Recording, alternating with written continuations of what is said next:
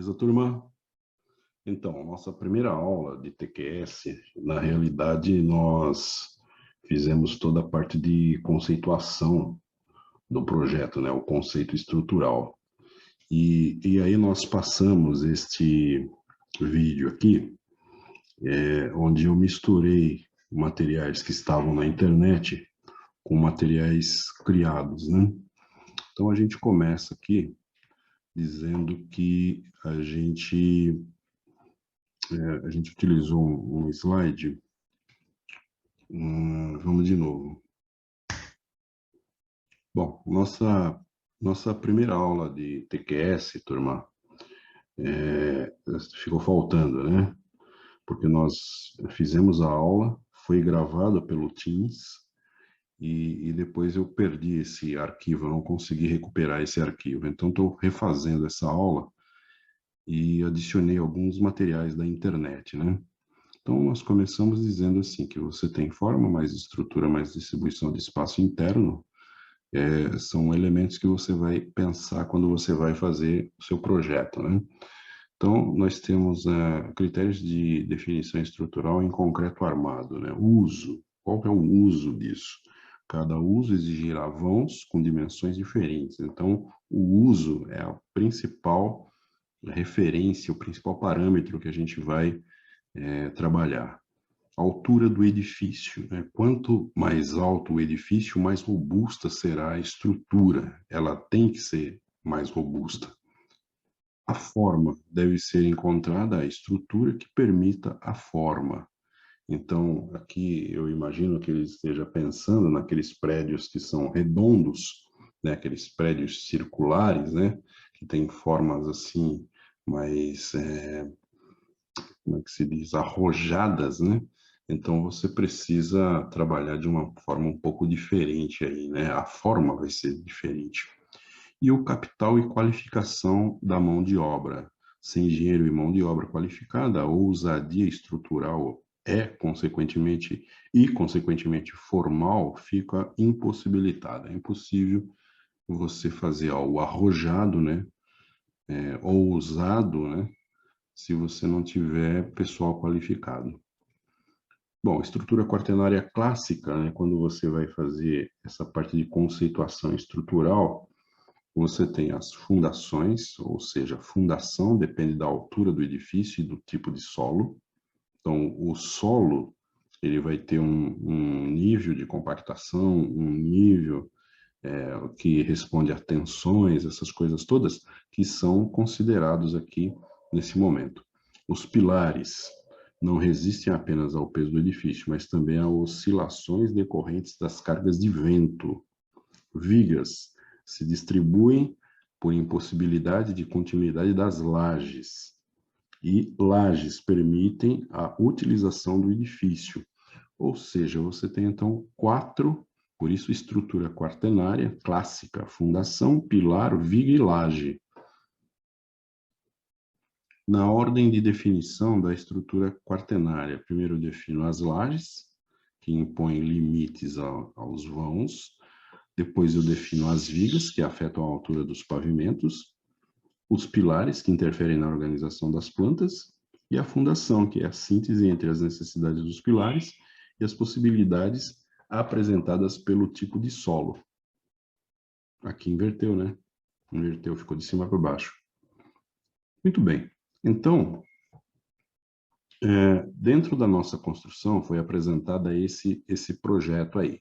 Esse projeto não tem segredo, é algo que um player apresenta na internet, e nós pegamos esse material também, se eu não estiver enganado, salvo o melhor juízo, como eu sempre digo, tem um livro.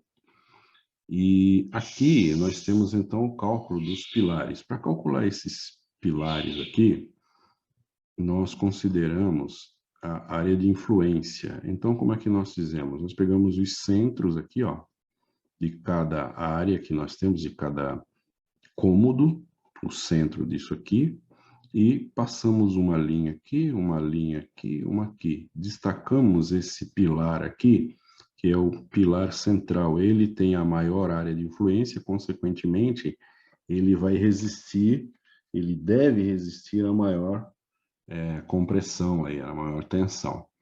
Muito bem, uma vez calculado esse pilar, então a gente pode até adotar o valor dele para outros pilares. Para não superdimensionar, nós calculamos também esse aqui e esse de canto aqui, ok? Então, no nosso cálculo, eles foram dimensionados com 14, que é a medida mínima, por 26. Por que isso? Porque pela norma, o pilar ele não pode ter menos que 360 milímetros, que é 14 centímetros quadrados. Ok? Muito bem. Então, os pilares foram calculados no slide 8, eu vou mostrar depois, nós estamos acho que no slide 3, todos eles têm 14 por 26. Aqui a gente começa a mostrar a teoria desse cálculo. Aqui a área mínima do pilar, ela tem que ser 360 centímetros quadrados, uma das dimensões do pilar, ela é a dimensão de alvenaria, no nosso caso a parede de 15 centímetros, então a gente adota a 14, o bloco, né? Então, sendo 14, você só precisa calcular a área, o lado posterior, né? Muito bem, então você tem aqui o gama N desse valor é isso aqui, e aqui estão os cálculos que nós fizemos, né? Nós temos essa fórmula aqui direcionando, como você sabe, a tensão ela é sempre uma força sobre uma área, no caso a área você vai inverter essa fórmula, né? Vai jogar multiplicando aqui, vai pegar essa tensão e dividir aqui, então você vai ter força dividida pela tensão do pilar, e então você encontra essa área. Como o pilar ele tem 10 MPa, que é igual a 1 kN por centímetro quadrado, ou 0,1 tonelada por centímetro quadrado, é possível a gente calcular esse N, que é a área de influência, vezes 1,1, e vezes o número de pavimentos. Então, calculando aqui, ó, o N do pilar vai ser 16,26, que é a área de influência do pilar intermediário, aquele pilar central, vezes 1,1 vezes 2, que deu 35,77 tonelada força.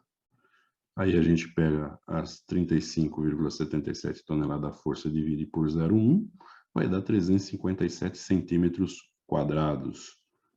A área do pilar, ela não pode ultrapassar, ela tem que ser 360, então nós vamos adotar o 360, uma vez que esse valor é menor.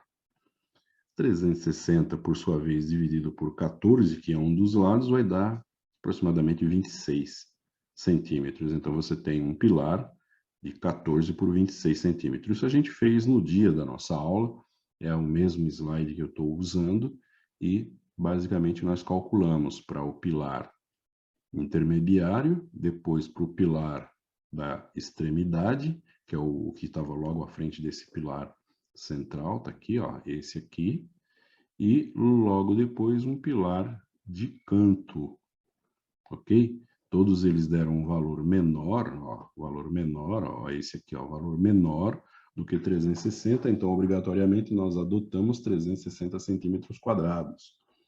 Uma vez adotado 360 centímetros quadrados, dividido por 14, dá 26. Então, todos os pilares ficaram iguais. Na sequência, então, nós indicamos a direção das lajes, né? Pavimento inferior e pavimento superior. Normalmente, para indicar essa direção, que é como vai ser colocada aqui a lajota, a gente adota o lado menor, né? O lado menor da área que a gente estiver trabalhando. Então, aqui nós temos esse lado aqui menor, adotamos para essa área aqui, que é do piso inferior ali, né? Essa direção, é assim que a gente indica. Para esse aqui, tanto faz, mas eu poderia ter adotado essa direção, mas eu preferi adotar a direção desses outros todos aqui, ó, nesse pavimento. Então, todos esses desse pavimento aqui estão nessa direção. Então, nossos pilares estão colocados e a direção das lajes estão mostradas aqui.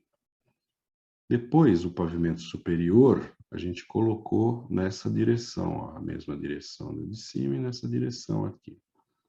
Muito bem. Como que a gente dimensiona a viga, né? A viga, nesse caso aqui, nós temos uma teoria direcionando para outros valores. Isso foi visto posteriormente. E agora, como eu estou fazendo o vídeo, mais posteriormente ainda, fica mais fácil de mencionar. Deu uma confusão aqui, né? Fácil de mencionar, não dimensionar. Então, nós adotamos esse daqui, né? A altura estimada para uma viga interna seria L sobre 12, para viga biapoiada ou externa L sobre 10, e para vigas em balanço L sobre 5. Qual que é a teoria? A teoria a gente está mostrando aqui, ó. Vigas que são viga isolada comum, vão dividido por 10, viga isolada protendida, o vão dividido por 19. Viga contínua comum, vão por 12, e viga contínua protendida, vão por 23. Até 5 pavimentos, você vai pegar o maior vão e dividir por 20. A área de sucção do pilar em centímetros é menor vão em centímetros, largura mínima do pilar igual a 19 centímetros. Então, aqui, ele adota uma vertente da norma que diz que o menor lado é de 19 centímetros. Nós adotamos na nossa construção hipotética aqui, né, no nosso trabalhinho aqui, 14 centímetros. E o maior vão 8 metros, ou 800 centímetros. Ele divide 800 por 20, vai dar 40 centímetros. Que elevado ao quadrado vai dar 40.600 centímetros quadrados. De 15 a 20 pavimentos, você tem outro parâmetro, e aí nós calculamos todas as alturas estimadas aqui. Então, você tem uma área de 380 dividido por 12, vai dar uma viga de 32. Então, nós adotamos que a viga seria essa e essa terceira aqui seriam iguais. Então, você tem a medida de 410 dividido por 10, 41. Adotamos 45 nessas vigas aqui. No final das contas, nós adotamos praticamente todas. Eu só refiz algumas, praticamente todas. Essa de baixo, essas intermediárias aqui, adotamos todas com 45. Algumas com 35. Algumas poucas com 35. Ok? E o cálculo você faz para a parte de cima também. Aqui a gente mostrou só a parte de cima. Aí vem uma teoria, né? Laje maciça comum, você pega o vão e divide por 30. Laje maciça protendida, pega o vão e divide por 35. Se for uma laje nervurada, divide por 25. Se for nervurada protendida, divide esse vão por 35. Falei errado, dividi o vão na nervurada comum por 25. E na laje treliçada, vãos de 6 a 12 milímetros, divide por 40. A gente não adotei o tamanho lá, né, a divisão por 25, como se ela fosse uma nervurada. Vão entre 8 e 16 milímetros, divide por 40. Então, aqui está o cálculo das nossas lajes.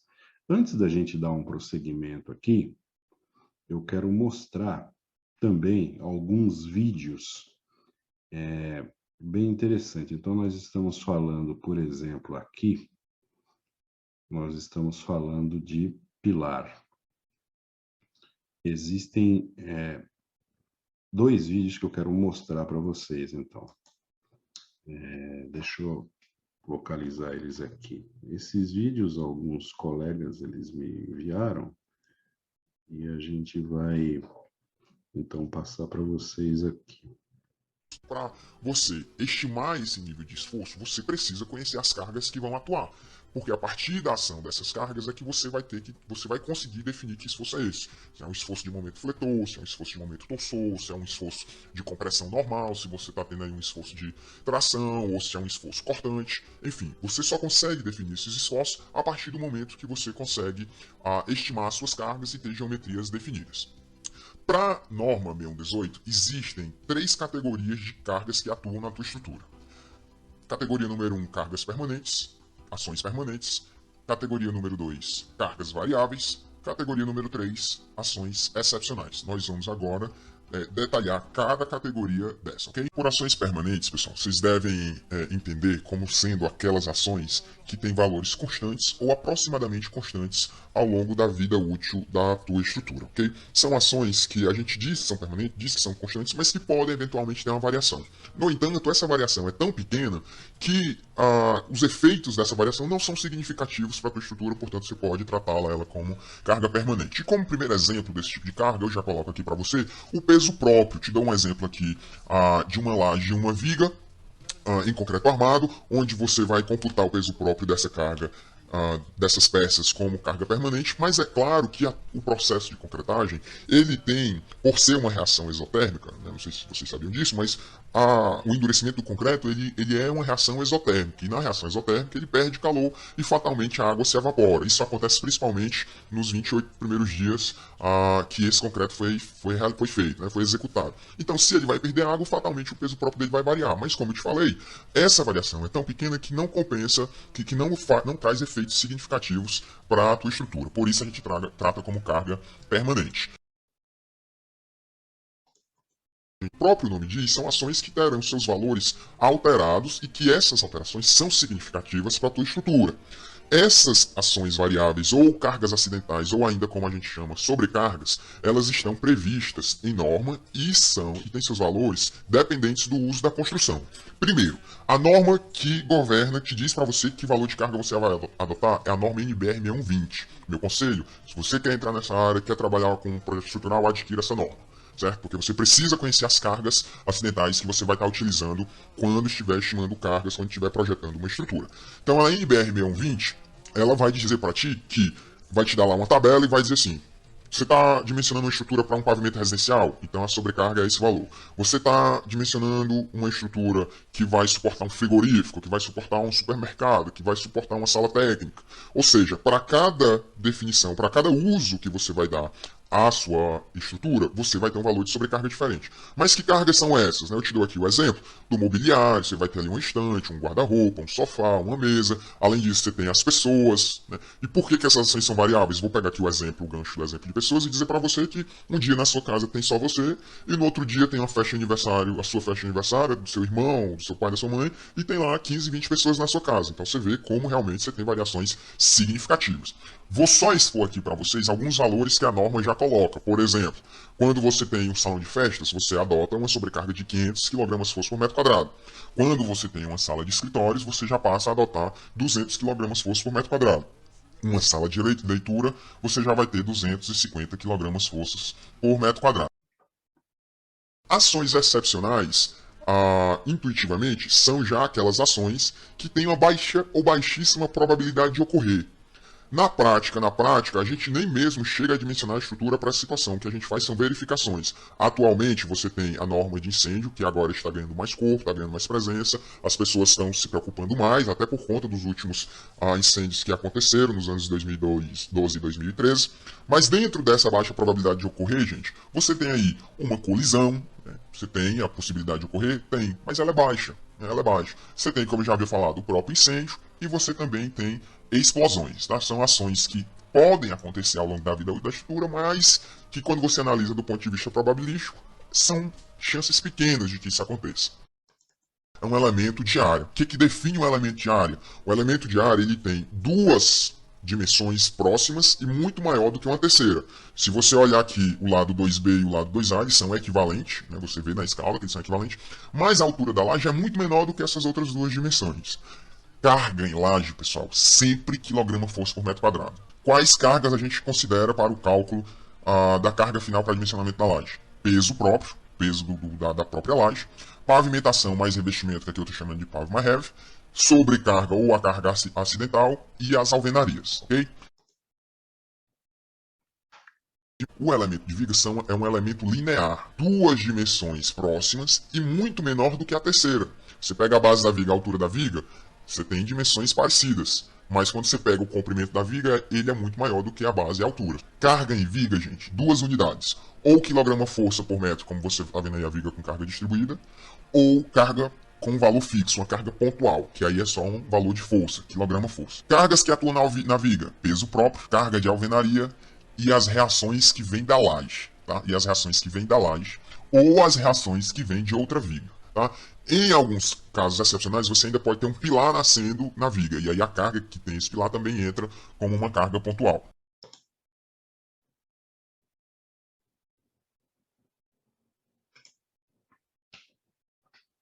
Pilar também é elemento linear, ou seja, 2 dimensões pequenas e parecidas, e muito menor do que uma terceira dimensão. Carga em pilar, gente, predominantemente unidade de força, ou seja, quilograma-força. E carga em pilar são as reações que vêm da viga, né? Supondo, obviamente, que as nossas cargas estão naquele caminho de laje, viga e pilar, fundação. Perfeito. Então, são diversos videozinhos pequenos, né?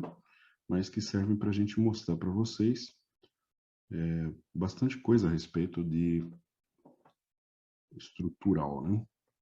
Bom, e aí nós vamos pegar aqui mais uma parte da teoria, onde nós temos, deixa eu ver...